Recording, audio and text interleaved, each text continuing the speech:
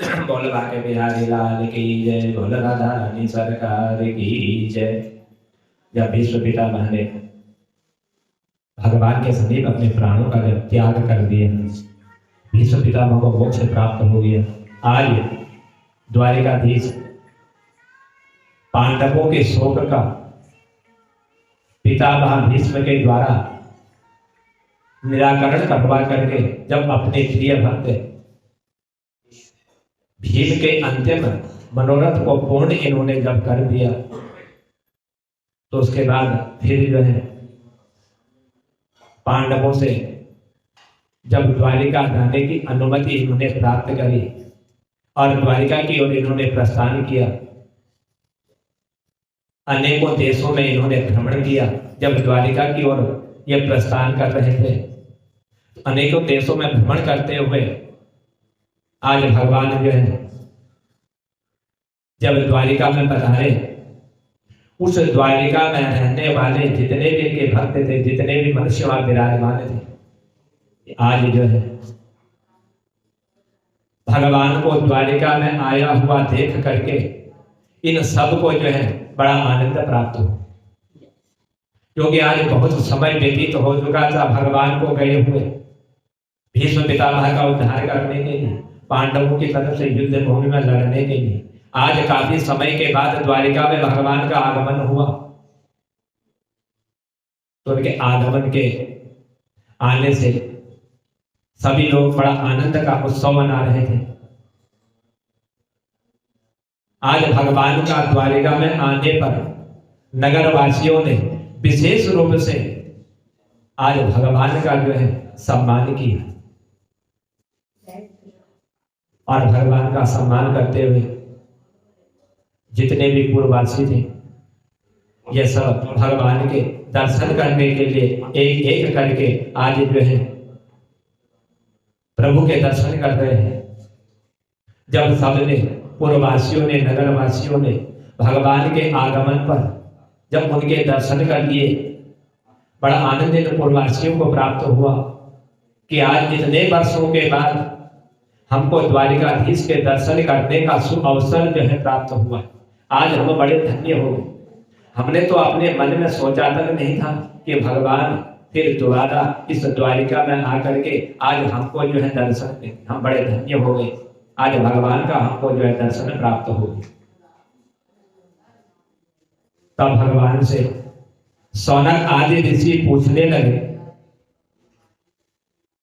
कि प्रभु, कि हे भगवान, कि यह आपने भीष्म पितामह का उद्धार तो कर दिया, आपके दर्शन करने के लिए उनके प्राण जो है रुके हुए थे, और जो ही आपने दर्शन किए तो उनका उद्धार हो गया। तो बतलाइए कि आप जो परीक्षित का जो उद्धार करने का जो बतला रहे थे, परीक्षित ने जो साथ दिया था, उसको सांप मिला हुआ था, 7 दिन में तेरी मृत्यु हो जाएगी, तो उसका क्या हुआ? उधर उत्तरा के गर्भ की भगवान ने रक्षा करके जब ये चले गए, और उसके बाद सोहे प्रभु यह बतलाने की कृपा कीजिए कि आज जो है उनका जन्म कैसे हुआ। सूर्य जी महाराज जी ने स्मरण किया प्रभु का, और स्मरण करते हुए कहने लगे कि संत महात्माओं, आज आपने मुझसे यह बहुत ही उत्तम प्रश्न पूछा हुआ। भगवान की ही कृपा से वह बालक जो है अपने मां के गर्भ में आज बिल्कुल सुरक्षित है। उसको किसी प्रकार का आज कोई कष्ट जो है प्राप्त नहीं होने वाला है, वह बिल्कुल सुरक्षित है। समय आने पर, जब समय आएगा, उसी समय सकुशल बिना किसी कष्ट के, बिना किसी दुख के कारण जिसका जन्म होगा। और जब उत्तरा के गर्भ से इनका जन्म हुआ, जन्म होकर के ब्राह्मणों के द्वारा आज इनका जो है जातक कर्म संस्कार किया गया, और तब उसी समय जो है इस बालक का नाम रखा गया, और इनका नाम जो है भगवान विष्णु श्री कृष्ण की कृपा से ही माँ के गर्भ में इनकी रक्षा हुई थी, इसीलिए इनका नाम भी जो है इन्होंने विष्णु रात रख दिया। विष्णु भगवान के ही नाम से जो इनका नाम जो है विख्यात हो गई। तो ऋषि मुनियों, ये छोटा सा बालक है, जिसकी भी गोद में जाता उनके सामने जो भी आ जाता था, इन सबको एक नजर लगा करके यह जो है देखा करता, एक दृष्टि उन पर डालता था और तब जो है एक दृष्टि डालने पर वो पूछते कि ये वही बालक है कि जिसने मेरे माँ के गर्भ में मेरी रक्षा करी थी, मुझे बचाने के लिए आया हुआ था। क्या ये उसी बालक ने जन्म लिया हुआ है? क्योंकि बिल्कुल अद्भुत बालक है, इसका रूप सौंदर्य, इसकी छटा यह बड़ी अद्भुत है और 4 भुजाओं को लेकर के आज प्रकट हुआ है। इसकी 4 भुजाएं हैं। तो हर मनुष्य आज ये छोटे से बालक को बड़े ध्यान से देख रहा था और जब बड़े प्रेम से इस बालक को सब देख रहे थे, तो इसी कारण उस प्रेम प्यार से देखे जाने पर आज उस बालक का नाम जो है परीक्षित पड़ गया। और जब इनका नाम परीक्षित पड़ा तो सूजी कहने लगे कि ऋषि मुनियों, कि न जाने ये चारों तरफ अपनी दृष्टि डाल करके न जाने किसको ढूंढता रहता था। और जब चारों ओर इसकी दृष्टि पड़ती थी, चारों ओर दृष्टि पड़ के जब ये किसी को देखता, कुछ ढूंढता था, इसी कारण जो है इस संसार में यह परीक्षित के नाम से विख्यात हो गई। समय बढ़ा, आगे को समय निकला और जब समय व्यतीत हुआ कि एक दिन जो है विदुर जी तीर्थ यात्रा करने के लिए जब आए और तीर्थ यात्रा करते वक्त इन पांडवों ने आज विदुर जी का जो है बड़ा मान सम्मान किया, उनका सत्कार किया और रात्रि के समय में एकांत समय को पा करके धृतराष्ट्र से मिलने के लिए विदुर जी जब पहुंचे और उनके पास जाकर के पूछा कि हे महाराज, आप कैसे हो और पांडव लोग कैसे हैं, और इस स्थान पर जहां पर आप विराजमान हो सो आपके इस स्थान पर आपकी सेवा कौन कर रहा है, आपकी सेवा हो रही है या नहीं हो रही है। धृतराष्ट्र ने पांडवों की प्रशंसा कर, इतनी प्रशंसा करी पांडवों की कि अब सुनते ही बड़ा आश्चर्यचकित हो गया कि जो 5 भाई जो पांडव हैं, इनके द्वारा मेरे मान सम्मान में किसी प्रकार की कोई कमी नहीं, बहुत मान सम्मान ये मुझे कर रहे हैं। इतने शब्द उनके प्रति इन्होंने कह दिए, इन सबको जब बड़ा आश्चर्यचकित हो गया और कहा कि इतनी सेवा तो मैंने अपने दुर्योधन और मेरे जितने पुत्र थे उनसे भी मैंने अपेक्षा कभी नहीं की थी कि मेरे पुत्र और ये दुर्योधन मेरी इतनी सेवा करे, मेरी इतना आदर सत्कार करे, या मैंने कभी स्वप्न में सोचा भी नहीं था। पर आज जो है इन पांडवों ने, जो मैंने कभी स्वप्न में सोचा तक भी नहीं था, आज वही सेवा इन 5 पांडवों के द्वारा मेरी हो रही। बहुत मान सम्मान मुझे दे रहे हैं और जब ये भोजन बनाते हैं, भोजन करते हैं, तो ठीक उसी समय जो है सबसे पहले मुझको ही भोजन देते हैं और मुझे ही जो है सबसे पहले भोजन कराने के लिए कहते हैं, मुझे ही सबसे पहले भोजन करवाते हैं। और जब मैं भोजन ग्रहण कर लेता हूं तभी जो है ये भोजन करते हैं। स्वयं प्रभु प्रातः काल जाते ही सबसे पहले ये 5 पांडव मुझको दंडवत प्रणाम करते हैं, मेरा बड़ा सम्मान करते हैं। इतना कहते हुए जब विदुर जी समझ गए और उनसे रहा नहीं गया, तब विदुर जी ने कहा कि हे महाराज, कि आप जो है इतने बात आप कह रहे हो, इन पांडवों के प्रति क्या आज आपको अपने मन में कोई ऐसी शंका नहीं हो रही, कोई आपके मन में ऐसा भ्रम नहीं हो रहा कि आपको जो है किसी प्रकार की कोई शर्म नहीं आती? और आज आपने अपनी शर्म लाज या सब कुछ क्या आपने बेच दिए? आपको सोच नहीं पा रहे, आप कुछ जो है समझ नहीं पा रहे हो, आप इनकी इतनी महिमा गा रहे हो और इनकी इतनी महिमा गाते हुए क्या आज आपको लज्जा नहीं आ रही है? आप इनको सोच नहीं पा रहे हो? जिन पांडवों को मारने के लिए जितने ही कुचक्र आपने रच डाले, इनको मारने के लिए, इनका वध करने के लिए, न जाने कैसे कैसे आपने षड्यंत्र रचे थे। आपके मन में तो एक ही बात थी कि कैसे भी हो, किसी तरह से भी हो, इनका वध करना है, इनको मृत्युदंड देना है। बहुत कुछ आपने सोचा और आज उन्हीं पांडवों के यहां पर आकर के और उन्हीं के बनाए हुए भोजन के द्वारा आज आप पल रहे हो और उन्हीं की आज आप जो है इस तरह से आप महिमा गा रहे हो कि आपको किसी प्रकार की कोई लज्जा, कोई शर्म नहीं आती। इतने कुछ आपने इनके प्रति रचे और आज आप जो उन्हीं का गुणगान कर रहे हो। जब ये पांचों भाई जीवित हो गए, इनकी मृत्यु नहीं हुई उस रणभूमि में और कौरव लोग सब जो है मारे गए,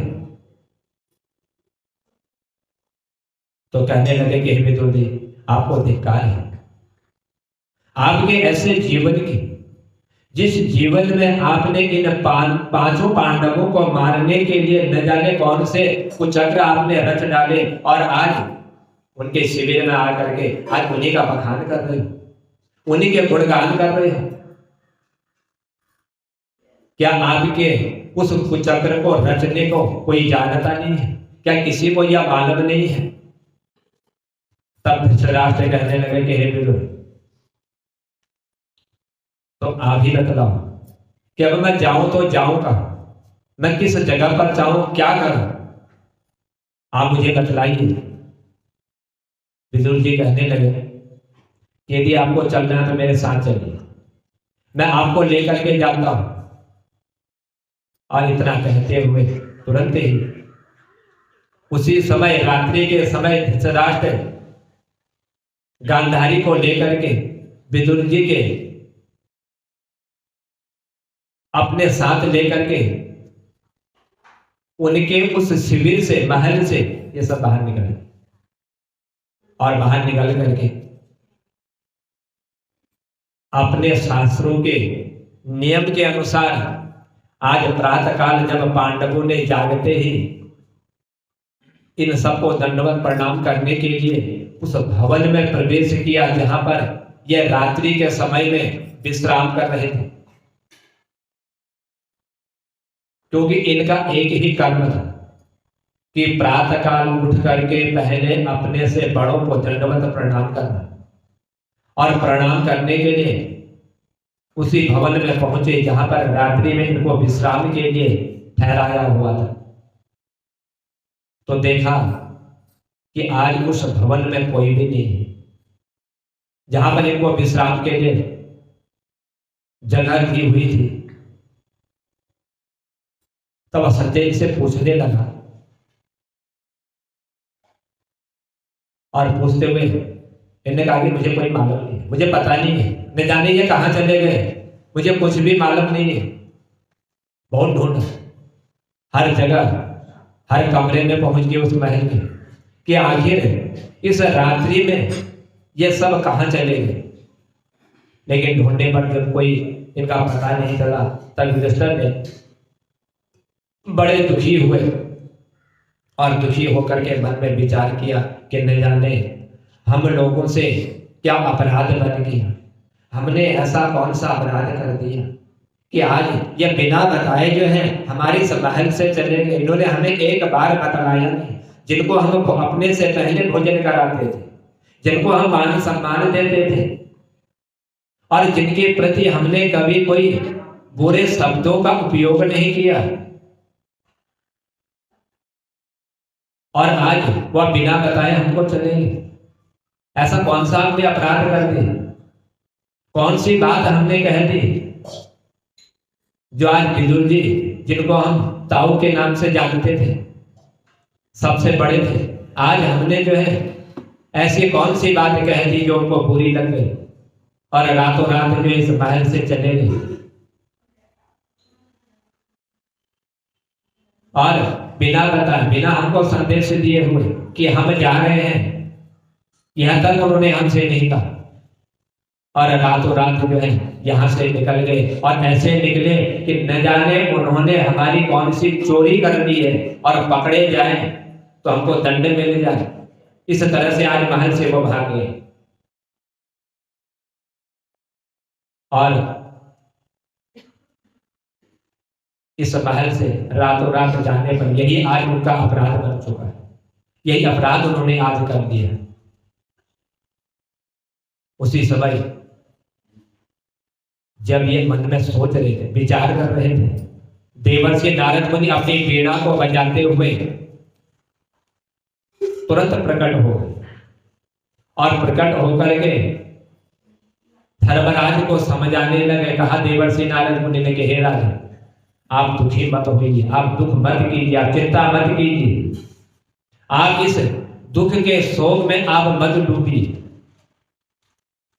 अब तुमको जो है, जो तुम्हारे ताऊ है, जो तुम्हारे दो विदुर है, ऐसे महापुरुष का जो सानिध्य तुमको प्राप्त हुआ है, ये बड़े विद्वान लोग हैं। आज तुमको जो शिविर में इनकी सेवा करने का अवसर प्राप्त हुआ, यह सानिध्य तुमको मिला हुआ है। अब उनका जो है निश्चित ही कल्याण हो जाए, क्योंकि आपके शिविर में वह रहे हुए, आपने उनकी बहुत सेवा करी हुई, आपने उनको भोजन तक करवाया हुआ, क्योंकि आपके अलावा उनका कोई जो है देख रेख करने वाला नहीं था। बहुत उपकार आपने किया हुआ है, इसलिए उनका कल्याण हो, उनकी ओर से आप अब निश्चित हो जाइए। तब देवर्षि नारद मुनि इस तरह से जब इनको समझाने लगे, तब जाकर के थोड़ा सा इनको पांडवों को बड़ी शांति हुई। समय व्यतीत हो गए। कुछ समय जब व्यतीत हुआ तो समय व्यतीत होते होते धीरे धीरे जो है इनके अपशकुन बढ़ने लगे। कभी कहीं पर कोई दुख देख रहे हैं, कहीं कोई कष्ट प्राप्त हो रहा है, क्योंकि भगवान द्वारिकाधीश द्वारिका पहुंच चुके थे। इन पांचों पांडवों ने से उन्होंने कहा कि हे पांडवों, आज मैंने जो आपका काम किया हुआ है वह मैंने आपका काम सब संपूर्ण कर दिया, और अब मैं जो है आपके यहां से द्वारिकाधीश की ओर, अब द्वारिका की ओर में प्रस्थान कर रहा हूं। भगवान चले गए, अब सब इनको होने लगे। आज इन पांचों पांडवों की तरफ से भगवान ही जो इनकी रक्षा कर रहे हैं, और भगवान की रक्षा के कारण आज वो चले गए। धीरे धीरे इनको अब सब दिखाई देने लगे। अर्जुन को साथ में लेकर के गए हुए थे, आज पूरे 7 महीने व्यतीत हो गए, और ये 7 महीने व्यतीत होने पर भी जो है आज ये इधर पधारे नहीं। न जाने कितना समय व्यतीत हो गया कि ये 7 महीने पधारने पर भी जो है वो अर्जुन जो भगवान के साथ गया हुआ था और आज जो है पहुंचा हुआ नहीं है।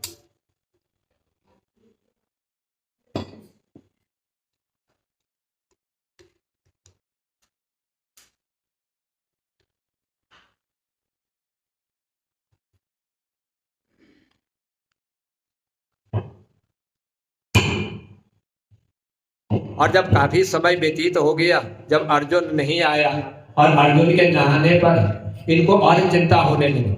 मन में विचार किया कि भगवान तो हमें छोड़ करके गए ही थे, साथ में अर्जुन को भी लेकर के गए हुए थे, और ना तो भगवान दोबारा लौट करके आए, और जो अर्जुन को लेकर के गए हुए थे वह अर्जुन को भी उन्होंने वापस नहीं किया। आज अर्जुन भी लौट करके नहीं पहुंचे हुए, काफी समय हो गए, प्रतीक्षा कर रहे थे कि भगवान तो चले गए लेकिन अर्जुन को लेकर के गए तो अर्जुन जरूर आए, लेकिन अर्जुन भी नहीं पहुंचा। आज धर्मराज को शंका होने लगी, विचार करने लगा, मन में सोचने लगा कि भगवान गए अर्जुन को लेकर के, अर्जुन भी तक नहीं पहुंचा हुआ है। तब भीमसेन से यह कहने लगे कि हे भैया, आज जो है 7 वर्ष जो है व्यतीत हो चुके हैं, भगवान को गए हुए, और अपने साथ वह जो है अर्जुन को लेकर के गए हुए थे। 7 वर्ष व्यतीत होने पर भी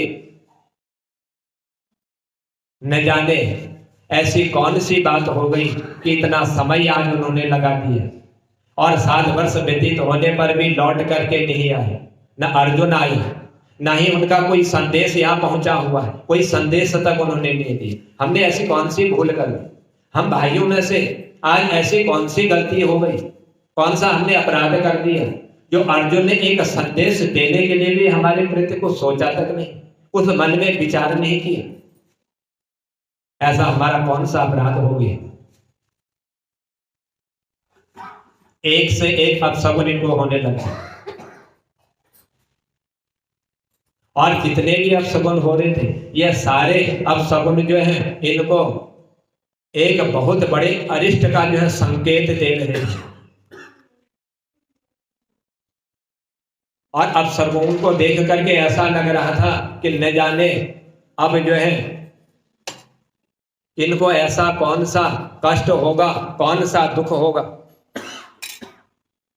जिस दुख के कारण और जिस अपराध के कारण आज हमको जो है इनके जाने पर इतने बड़े अपशगुन हो रहे हैं, एक अरिष्ट का संकेत दे रहे। तो ऐसे ऐसे इनको अपशगुन होने लगे। और जब ये मंदिरों में दर्शन करने के लिए बोले कि मैं जाता हूं, तो उस मंदिर, जिस मंदिर में भी दर्शन करने जाता हूं, उस मंदिर में जो देवताओं की मूर्तियां होती है वह भी रोने लग जाती है, उनकी आंख से भी आंसू निकलने लग जाते हैं। और जब उन पर मैं एक नजर डालता हूं मंदिर में जाकर के भगवान की मूर्ति पर, तो मुझे ऐसा लगता है कि भगवान रो रहे हैं, इनके आंख से आंसू की धारा बह रही है। और वो ऐसा लग रहा था जैसे कि आकाश में कोई तारा जो है उदय हो चुका हो। और इतना ही नहीं, ये तो अपशगुन हम देख ही रहे थे, इससे भी और ज्यादा अपशगुन होने लगे कि जब मैं मार्ग में चलता, गाय की बछिया, गाय का जब दूध को पीते हुए मैं देखता था, तो ये भी मुझे बड़ा अरिष्ट का संकेत दे रहे थे। हर समय जो है मन में यही हो रहा था, यही विचार आ रहा था कि आज हमको जो है यह संकट हमको कैसे आ, ये अरिष्ट हमारे लिए कौन सा जो है मार्ग ढूंढना चाह रहे हैं, कौन सा कष्ट हमको प्राप्त हो रहा है। अपने मन में विचार करते हुए 7 महीने तक इतना समय जब व्यतीत हो गए, भगवान के जाने के बाद अर्जुन लौट करके क्यों नहीं पहुंचा।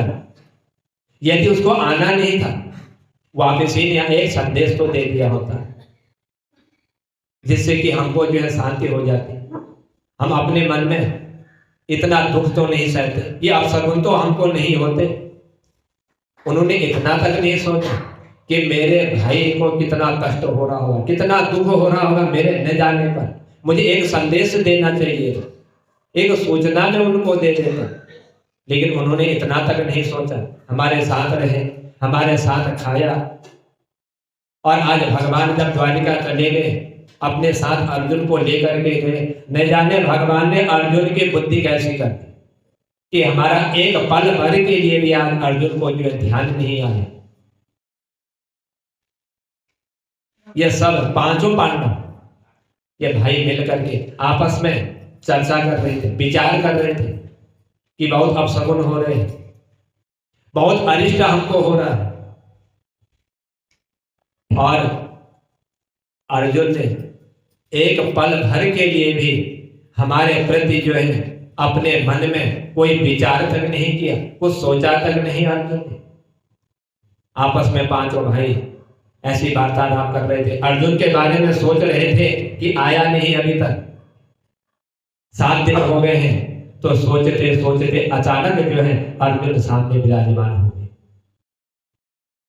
अर्जुन को सामने जब पहुंचे, अर्जुन को देखते ही ये पांचों पांडव जो है अर्जुन की ओर दौड़ गए और दौड़ते हुए कहा कि हे अर्जुन, आप कैसे हो? अर्जुन को देख करके सबको महान आश्चर्य हो गया, आश्चर्यचकित हो गए कि वास्तव में अर्जुन है या कोई अर्जुन के रूप में कोई भेष बना करके तो नहीं आया, कोई संदेश तो उन्होंने दिया नहीं। द्वारिकाधीश के साथ गए हुए थे द्वारिका में। बड़ा आश्चर्य जब पांचों भाइयों को हुआ आज अर्जुन को देख करके। अर्जुन का मुख भी जो है एकदम कांतिहीन हो चुका था, जो अर्जुन के मुंह में जो रस था वह सब समाप्त हो चुका था। इन पांचों पांडवों के भाइयों को देख करके गए तो थे भगवान के साथ, अपने चेहरे की कांति की कभी समाप्त नहीं हो सकती थी, लेकिन आज जब पांचों भाइयों को देखा, उनको देख करके आज अर्जुन के मुंह की कांति भी जो है वह भी समाप्त हो चुकी थी। और अपने पांचों भाइयों को देख करके आज अर्जुन के मुंह से जो है आंसू की धारा बह रही थी, रोने लग गया अर्जुन अपने भाइयों को देखकर। लगता था कि आज जो है बहुत बड़ा अरिष्ट होने वाला है, बहुत बड़ा दुख प्राप्त होने वाला है। सोए अर्जुन, आप जल्दी बतलाओ कि आप रो रहे हो, आंख से आंसू की धारा निकल रही है, आप हमको जल्दी बतलाओ, कहीं कोई अरिष्ट तो होने वाला नहीं है, या आप हमको कुछ ऐसा सुनाना तो नहीं चाहते जो हमको कष्ट देने वाला, जो हमको दुख देने वाला है। आप तुरंत हमको बतलाइए, आखिर कारण क्या है, क्या हुआ है, आप क्यों रो रहे हो, आपके आंख से आंसू क्यों निकल रहे हैं?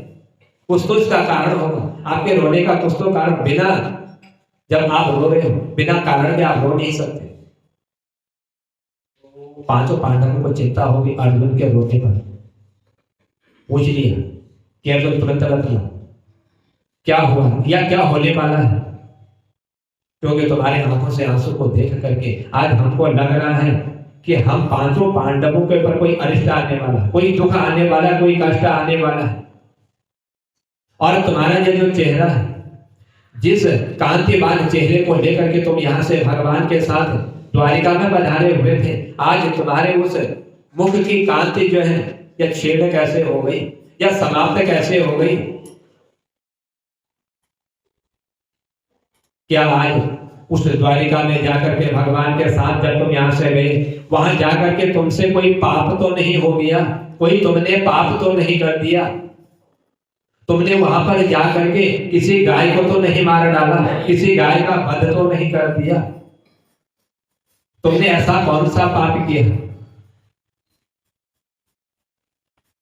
या तुमने जो है भगवान के साथ द्वारिका में जाकर के किसी ब्राह्मण का तो वध नहीं कर दिया? यह सब तुम हमको बताओ, तुम रो क्यों रहे हो, तुम्हारे आंख से आंसू क्यों आ रहे हैं?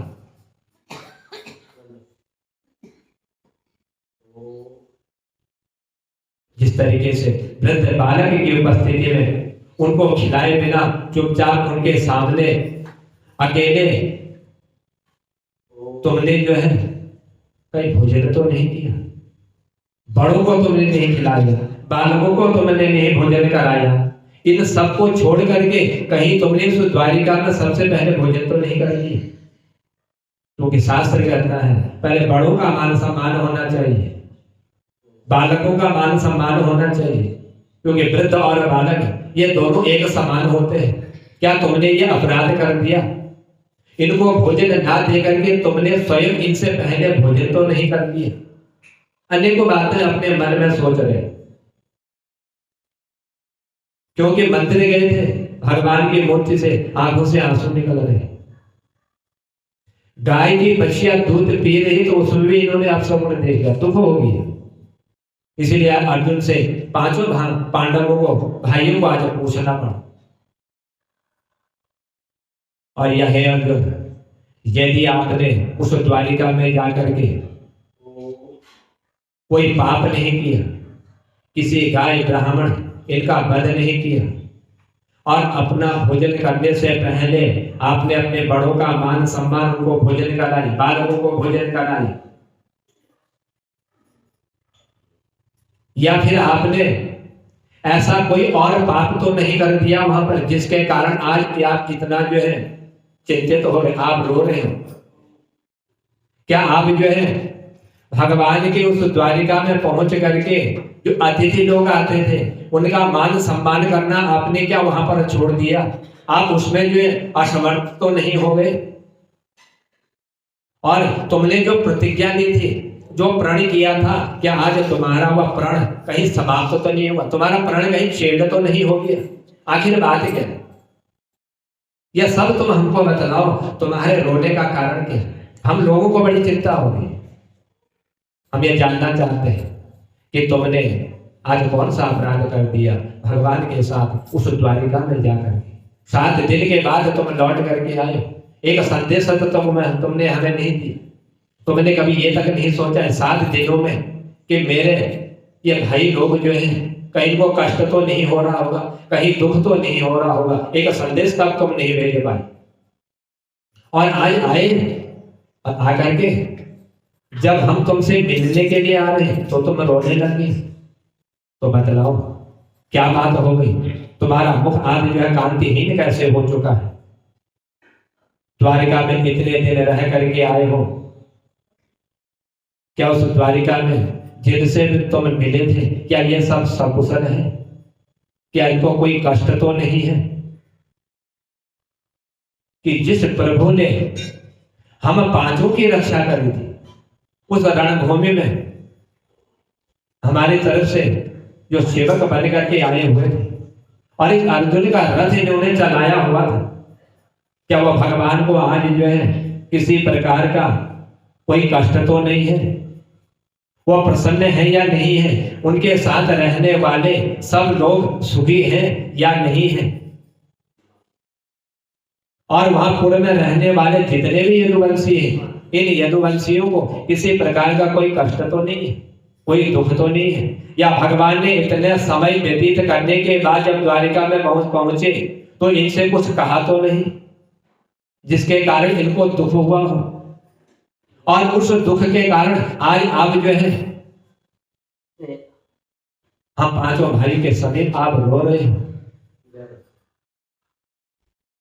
एक एक करके पूरे नगर वासियों की, भगवान की, उनके सेवकों की, सबकी यह सेवा के लिए, उनकी कुशलता के लिए प्रश्न करने इन्होंने प्रारंभ कर दिया। सबके लिए पूछ रहे। जो ही इन्होंने उस नगर में रहने वाले भगवान के जो सेवक थे और भगवान के बारे में, पूरे नगर के बारे में जब पूछने लगे, कोई दुख तो नहीं है वहां, किसी को कोई कष्ट तो नहीं है, भगवान सुखमय जीवन व्यतीत कर रहे हैं या उनको किसी प्रकार का कोई कष्ट है? इन पांचों भाइयों के मुंह से जब अर्जुन ने ऐसी बात सुनी तो महाराज युधिष्ठिर के चरणों में यह तुरंत गिर पड़े और उनके चरणों में गिर करके कहने लगे कि हे भाई, हम जो है अपने प्यारे प्रभु के सानिध्य से, जिस भगवान ने हमको इतना सब कुछ दे करके चले गए, सब कुछ उनके द्वारा ही हमको प्राप्त हो, हमारे सारे कष्टों को उन्होंने दूर किए और हमें किसी प्रकार का कोई एहसास तक नहीं हुआ कि हमें कष्ट हो रहा है, सुख हो रहा है या दुख हो रहा है। रणभूमि में इन्होंने जो है हमारी रक्षा करी थी, आज वही प्रभु के सानिध्य से आज हम जो है वंचित हो चुके। और आज जो है प्रभु हमें छोड़ करके चले गए। साथ तो मुझे लेकर के गए हुए थे अपने साथ। मैंने भी सोचा था कि प्रभु का सानिध्य प्राप्त हुआ, उनके साथ रहूंगा, लेकिन पांचों भाइयों से यह कहने लगे। मेरे मन में भी एक शंका थी, मैं भी सोचता था कि प्रभु के साथ आया हूं, कष्ट नहीं होगा, दुख नहीं होगा, लेकिन मुझे भी तो पांचों भाइयों की बड़ी याद आ रही है। इसीलिए मैं तुम्हें संदेश देने में भी बड़ा असमर्थ हो रहा था, मैं तुम्हें संदेश भी नहीं दे पा रहा। एक एक प्रसंगों का आज अर्जुन जो है स्मरण करते हैं कि प्रभु ने हमारे साथ कैसा किया, कि प्रभु ने हमारे साथ कैसा व्यवहार किया, और किन किन से आज भगवान ने हमारी रक्षा की हुई। एक एक प्रश्न का अपने मन में आज अर्जुन जो है स्मरण कर रहा है, और स्मरण करते हुए पांचों भाइयों से कहने लगा कि आज जो जो कर्म भगवान ने हमारे निमित्त की, जिन प्रभु ने आज हमको इतनी बड़ी सत्ता हमको सौंप दी, सब कुछ हमको दे दिया, आज उन्हीं से हमारा सानिध्य समाप्त हो। आज प्रभु जो है इस द्वारिका में पहुंच गए। ऐसा लग रहा था जिन प्रभु की कृपा से मैं खांडव वन का हमने दहन किया, हमें किसी प्रकार के अपने शत्रु के द्वारा कोई कष्ट तक नहीं हुआ। युद्ध में भगवान शंकर को भी संतुष्ट किया, जिन्होंने दुर्वासा मुनि के उग्र सांप से अक्षय पात्र का एक दल पा करके विश्वात्माओं को तृप्त करते हमारे प्राणों की रक्षा करी थी, और स्वयंवर में जिनकी कृपा से मैंने द्रौपदी का वर्ण किया था, आज उन्हीं प्रभु के परम धाम जाने के बाद मैं अर्जुन, वही मेरे बाण है। आज भी मैं वही अर्जुन हूं जो उस समय भगवान के साथ में था, और मेरे बाण भी वही है, पर मेरे प्रभु आज जो है मेरे साथ नहीं। सब कुछ वही है, कुछ बदला तक नहीं है, लेकिन बदला तो साथ में आप प्रभु नहीं है। और महाभारत विजेता अर्जुन आज भीलों से भी युद्ध में पराजित हो गया, सारा बल समाप्त हो गया, शरीर में शक्ति नहीं रही भगवान के जाने के बाद। यह रणभूमि में जो हम युद्ध कर रहे थे अपने शत्रुओं से, ये बल सब प्रभु के ही कारण हमको प्राप्त हुआ। आज हमको इसका ज्ञान प्राप्त हो चुका है। भीलों से युद्ध हुआ तो परास्त हो गया। जिस अर्जुन का एक बाण यदि तीर से निकल जाए तो वह बिना किसी का वध करे लौट करके नहीं आता था। आज मैं भी जो निराश हो गया, क्योंकि प्रभु आज हम सबको छोड़ करके चले गए। उनका जो बल था वह बल भी आज समाप्त हो गया। आज मुझे समझ में आया कि मेरा बल, मेरा पराक्रम, मेरी शक्ति, ये जो कुछ भी थी यह प्रभु का ही दिया हुआ था, यह भगवान के ही द्वारा यह बल मुझे प्राप्त था। आज मालूम हो गया जब मैं भीलों से युद्ध करते हुए हार गया, आज उस बल का मुझे एहसास हो रहा है। इसलिए हे भाइयों, मेरा रोने का कारण ही यही है, मुझे और किसी कारण रोना नहीं आ रहा। बहुत बल मिला उनसे, उन्हीं के बल के कारण हम युद्ध में जो है पराजित नहीं हुए, हमारी विजय हुई थी। मैं तो केवल एक निमित्त बन करके रणभूमि में युद्ध कर रहा था, लेकिन करने वाले वही प्रभु थे, वही सब कुछ कर रहे थे, उनके सिवा कुछ भी नहीं हो पा रहा था।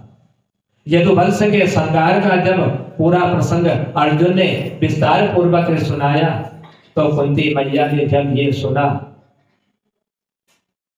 कि प्रभु की जो महिमा आज अर्जुन जो है अपने इन भाइयों को बतला रहा है, यदुवंश का जो उद्धार भगवान ने किया था उसका सारा वर्णन जब ये बतला रहा है, तो उधर जो है कुंती मैया को यह समाचार मालूम हो गया कि गोविंद की लीला का जो है, जो उन्होंने अपनी लीला यहाँ पर रची थी, जो लीला कर करके आज भगवान जो है परम धाम चले गए हैं, तो तुरंत ही इनके मन को इन्होंने अपना मन जो है गोविंद के चरणों में लगाते हुए, उनका चिंतन करते हुए ध्यानास्थ हो गई, ध्यान लगा लिया, भगवान के चरणों का महिमा सुन रहे थे अर्जुन के मुंह से, जो अपने पांचों भाइयों को ये बतला रहे थे। आज कुंती ने उनका ध्यान किया हुआ, और जब प्रभु के चरणों का कुंती ने ध्यान किया तो ध्यान करते करते कुंती भी जो है शरीर को त्याग गई। प्रभु का ध्यान करते ही उसके भी प्राण समाप्त हो गए। तो ऐसा प्रेमी शायद ही कोई इस विश्व में जो है जन्म लेगा कि जो भगवान का स्मरण करते ही जिसने प्राण त्याग दी। इतना शोक जो है भगवान के परम धाम जाने पर कुंती मैया को भी हो कि शरीर ही त्याग देना पड़ा। और जिन्हें प्रभु के वियोग का एक क्षण भर भी जो है जिसको सहन नहीं कर पाए, तो पांडव भी तुरंत द्रौपदी को साथ लेकर के परीक्षित को सत्ता का भार सौंप करके स्वर्ग की ओर इन्होंने प्रस्थान कर लिया। आज पांचों भाई सब कुछ छोड़ करके जा रहे हैं, स्वर्ग की ओर प्रस्थान कर रहे हैं, और साथ में द्रौपदी को भी लेकर के जा रहे हैं। हिमालय पर्वत की यात्रा करते करते अंत में जब पूरे हिमालय पर्वत की इन्होंने यात्रा कर ली स्वर्ग जाने के लिए, उस हिमालय पर्वत की यात्रा करते करते आज अंत में इनको भी जो है परम धाम प्राप्त हो गई। यह भी जो है भगवान के उस वैकुंठ धाम में पहुंच गए जहां भगवान विराजमान थे।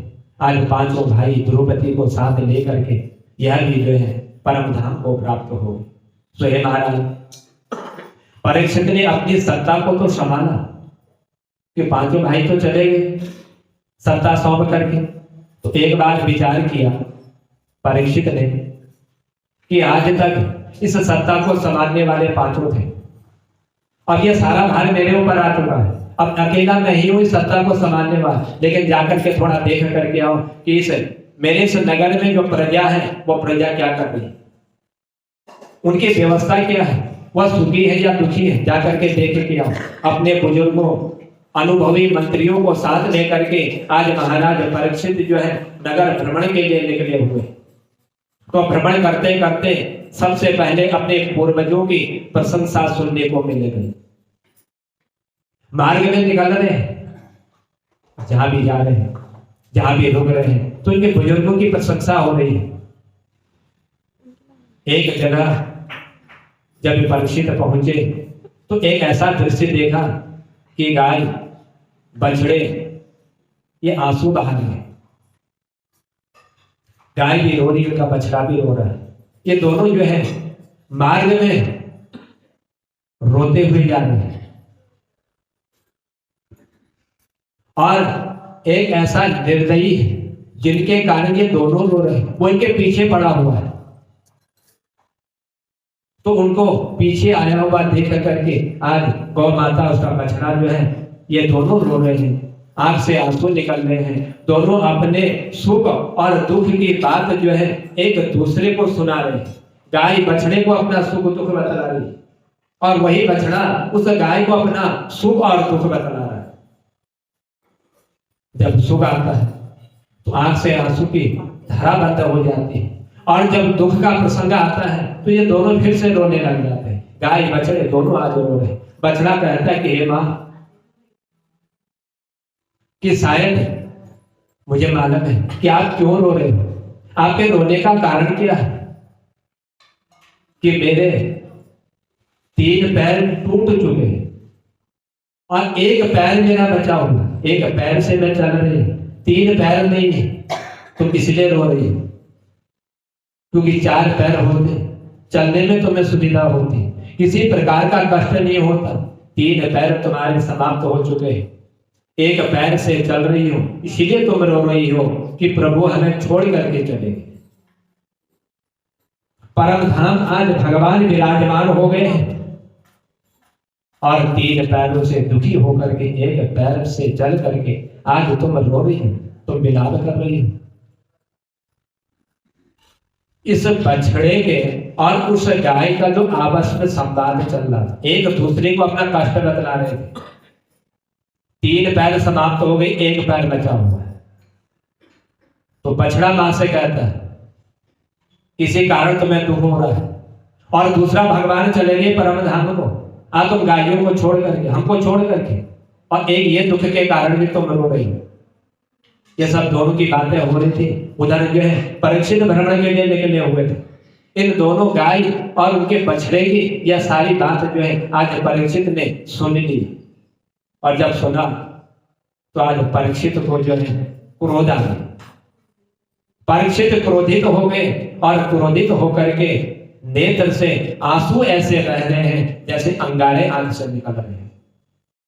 इतना कष्ट आज जो है परीक्षित को हो रहा है गाय को देख करके, जिस गाय का 1 पैर बचा हुआ है और 3 पैर उस गाय के नहीं है, और उसका बच्चा गाय को सब कुछ बतला रहा है कि भगवान चले गए इस कारण से, क्योंकि तुम्हारी रक्षा करने वाला कोई नहीं। जब भगवान गायों को वन में हमको चराते थे, एक मुर्दे के यदि तान छेड़ देते तो हम सब जो है उनके समीप पहुंच जाते उस मुरली की धुन सुनने के लिए। आज इतना समय व्यतीत हो गया, एक एक करके मेरे 3 पैर जो है समाप्त हो गए, लेकिन उस मुरली की तान आज तक हमने नहीं सुनी। परीक्षित को क्रोध आया, आंखों से जो आंसू निकले अंगारे की तरह बह रहे, और सोचा परीक्षित ने, मुझ परीक्षित के राज्य में इस गौ माता को इतना बड़ा कष्ट, इतना बड़ा दुख, इतना बड़ा अत्याचार मेरे इस राज्य में इस गाय के साथ हो रहा है कि जिन गायों की रक्षा के लिए भगवान जो है ग्वाल वाले बन जाते थे, और जिन गायों की रक्षा के लिए न जाने भगवान ने कितने रूप धारण कर दिए। कभी गोप बन करके आए, कभी ग्वाले बन करके आए, कभी गोपाल बन करके आए, कभी मुरली बजाने वाले बन करके आ गए। इतना मेरे राज्य में आज जो है इस गाय को इतना कष्ट हो रहा है, इतना दुख हो रहा है, क्योंकि मेरे राज्य में कोई दुखी नहीं होता था। उनके परम धाम जाते ही मेरी गायों पर इतना अत्याचार हो रहा है, इतना कष्ट हो रहा है। प्रभु का नाम ही जिन गायों के द्वारा गोविंद और गोपाल पड़ा था, उन्हीं गायों पर अत्याचार होने लगा। वही गाय आज जो है मेरे राज्य में दुखी हो रही है। हाथ में तलवार लिए हुए महाराज परीक्षित जब आगे बढ़े और आगे बढ़ के कहा कि हे गौ माता, अब आपको रोने की मेरे इस राज्य में आवश्यकता नहीं है, क्योंकि प्रभु परम धाम को चले गए। कोई चिंता मत कर, आज नहीं कल, कल नहीं परसों, एक दिन तो उनको जाना ही था। वो परम धाम चले गए हैं, लेकिन अब तो मेरे राज्य में मैं परीक्षित हूं। मेरे राज्य में तुम्हें किसी प्रकार का कोई दुख नहीं, कोई कष्ट नहीं होगा। प्रभु चलेगी तो जाने दो, मैं तुम्हारी रक्षा करने के लिए अभी जीवित हूं, मैं तुम्हारी रक्षा करूंगा। क्रोधित हुए महाराज परीक्षित जैसे ही आगे बढ़े तो एक दुष्ट को दंड देना चाहते थे, कष्ट देना चाहते थे, और जो ही परीक्षित उनको कष्ट देने के लिए कहने ही वाले थे तो तुरंत ही उसने जो है अपने सिर से मुकुट उतारा। मुकुट उतार करके आज परीक्षित के चरणों में उस मुकुट को रख दिया, और जब परीक्षित के चरणों में मुकुट को रख दिया, उनके चरणों पर गिर पड़ा और कहने लगा, त्राही माँ, मेरी रक्षा कीजिए, मुझे कष्ट मत दीजिए, मुझे किसी प्रकार का दुख मत दीजिए, आप मेरी रक्षा कीजिए महाराज। शरणागत की रक्षा करना जो है क्षत्रिय धर्म का परम कर्तव्य है। आप राजा हो, राजा का परम कर्तव्य है कि जो उनके चरणों में पड़ जाए, रक्षा मांगने की यदि वह आज्ञा मांग रहा तो उसकी रक्षा करनी चाहिए। यह जान करके महाराज परीक्षित ने अपनी तलवार को म्यान में रख दिया और कहा कि हे गौ माता, आप कौन हैं और आप की जो है ये जो दशा हुई है, यह दशा कैसे हुई, मैं जानना चाहता हूं, आप मुझे बतलाइए, मैं यह सुनना चाहता हूं। आज साधारण गाय नहीं हो सकती, यह बछड़ा भी साधारण नहीं हो सकता। आपके संवाद को सुन करके मैं भी समझ गया कि हे गौ माता आप कौन हैं, क्योंकि आपके जो 3 पैर जो है टूटे हुए हैं, एक पैर बचा हुआ है, आप कोई साधारण गौ नहीं हो सकती। और ये आपके साथ जाने वाला ये बछड़ा, ये भी कोई साधारण नहीं हो सकता। बतलाओ कारण क्या है, ये मैं आपसे सुनना चाहता हूं। तुम्हारी ये दुर्दशा किसने की हुई है, आज मुझे बतलाओ। कोई संकोच मत करो, निसंकोच बतला दो। गोविंद चलेंगे, कोई बात नहीं, तुम्हारी रक्षा करने वाला मैं जीवित हूं, तुम्हें कोई कष्ट नहीं होगा, तुम निर्भय हो जाओ। मन में कोई दुख मत करो, सोचो मत, मुझे बतला दो। तो वह बछड़ा कहने लगा, महाराज परीक्षित कि महाराज मैं अपने दुख का हेतु किसको मानूं, कि जो मुझे कष्ट हो रहा, मुझे जो दुख हो रहा, मैं किसको मानूं, कि किसने मुझे यह दुख दिया, किसने मुझे यह कष्ट दिया, मैं किसका नाम लूं। क्या मैं आपको बताऊं, कुछ लोग कहते हैं कि हे भाई ये संसार, इस संसार में जैसे कर्म मनुष्य करता है, उन कर्मों का फल वह स्वयं भोगने वाला होता है। ये मैंने किसी के मुंह से सुना हुआ है। गौ माता परीक्षित को बतला रही है कि मनुष्य जैसे कर्म करता है, उन कर्मों का फल वह स्वयं भोगता है। अच्छे कर्म करेगा अच्छे फल मिलेंगे, बुरे कर्म करेगा बुरे कर्म करेंगे का फल उनको ही भोगना पड़ता है। जैसा करेगा वैसा फल पाएगा। और कर्म ही जो है इस संसार में मनुष्य के सुख और दुख का कारण बनते हैं। कर्मों के ही द्वारा मनुष्य दुख पाता है, कर्मों के ही द्वारा मनुष्य जो है सुख पाता है। और कुछ लोग कहते हैं ईश्वर की जैसी इच्छा होती है, उसी भगवान की इच्छा से वही फल मनुष्य को प्राप्त होता है। क्योंकि भगवान के बिना जो है एक पत्ता तक हिल नहीं पाता है। ये भगवान की कृपा का फल जो है उसको प्राप्त होता है। भगवान की इच्छा के बिना कुछ होता नहीं है।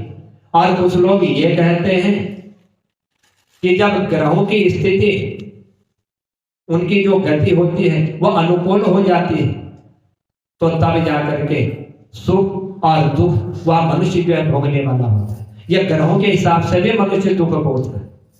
इसीलिए वह ग्रह जब प्रतिकूल हो जाते हैं तो बड़े बड़े महापुरुषों को भी कष्ट उठाना पड़ता है, उनको भी जो है दुख भोगना पड़ता है।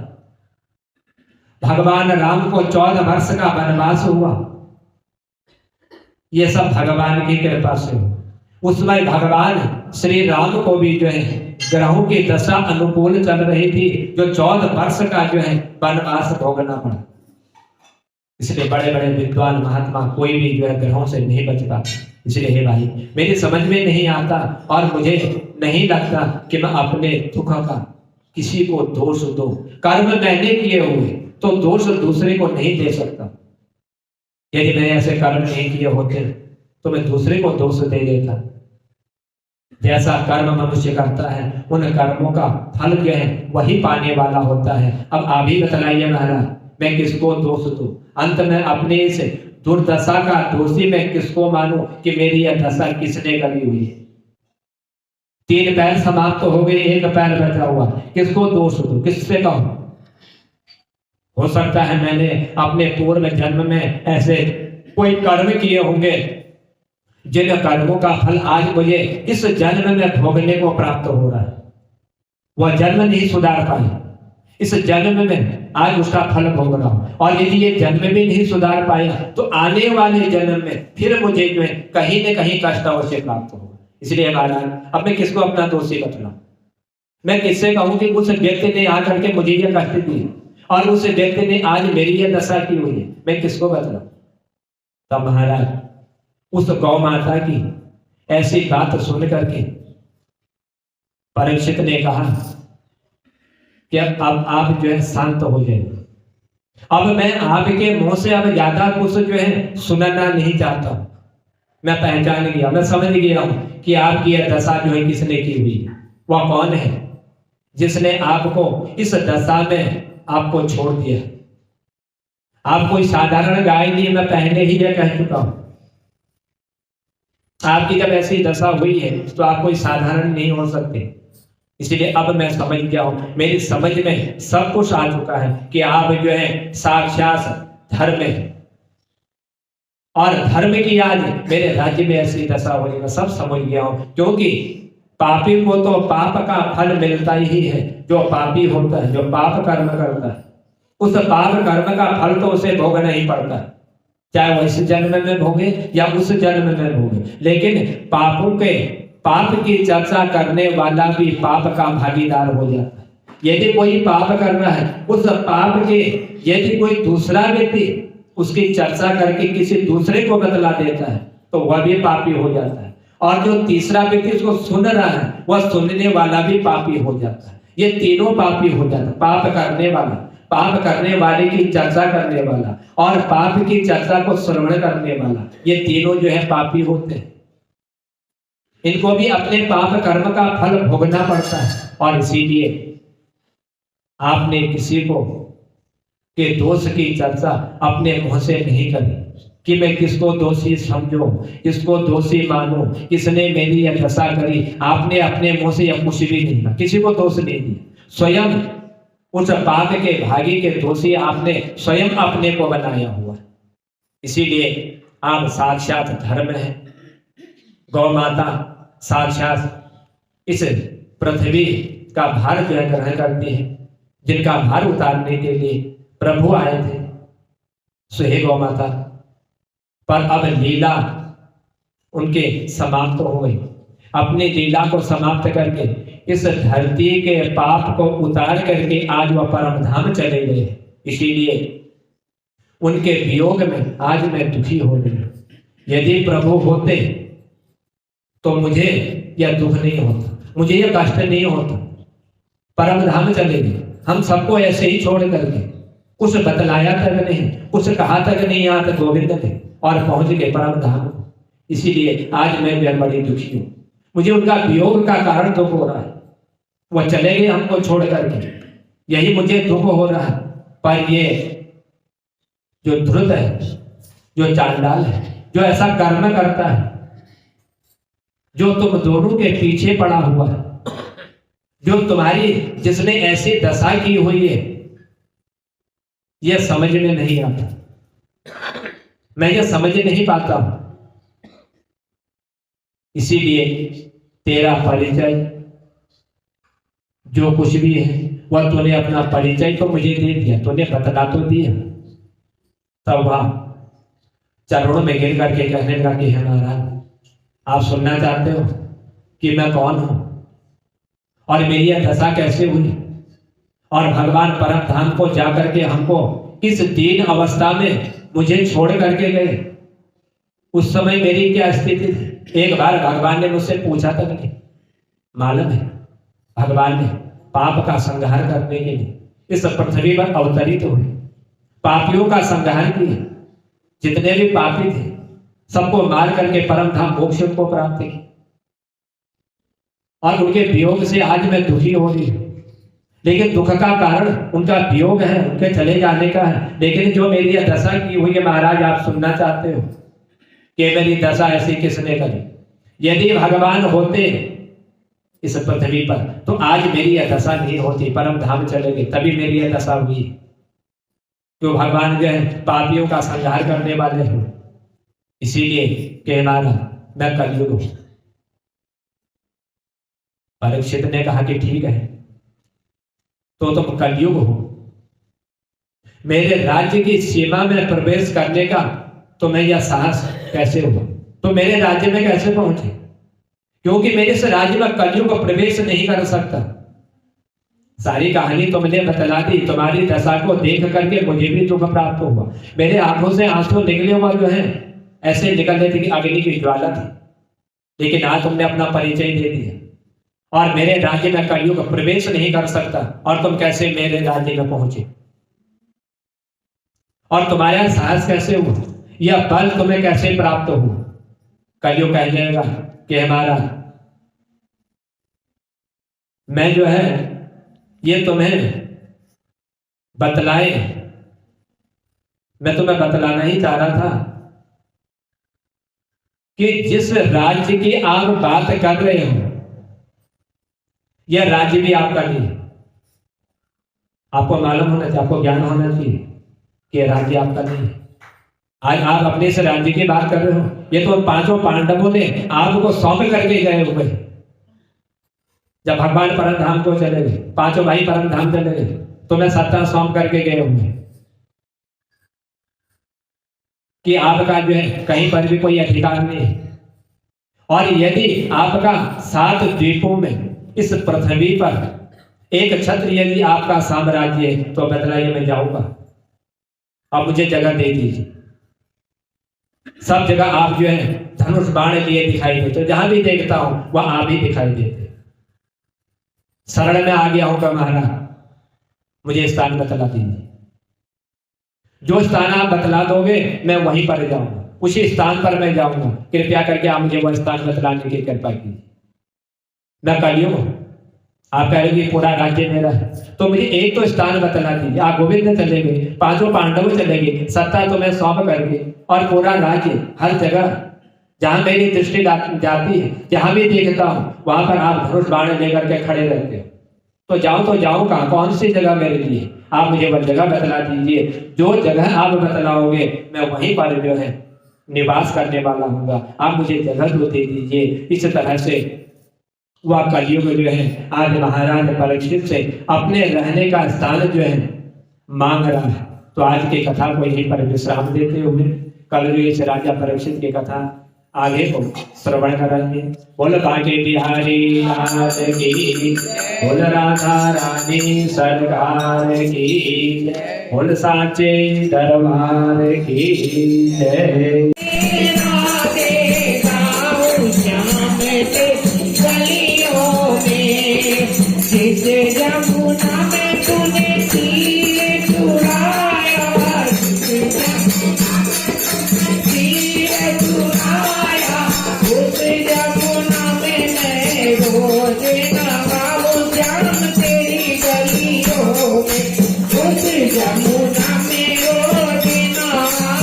श्याम गलियों में मैं राधे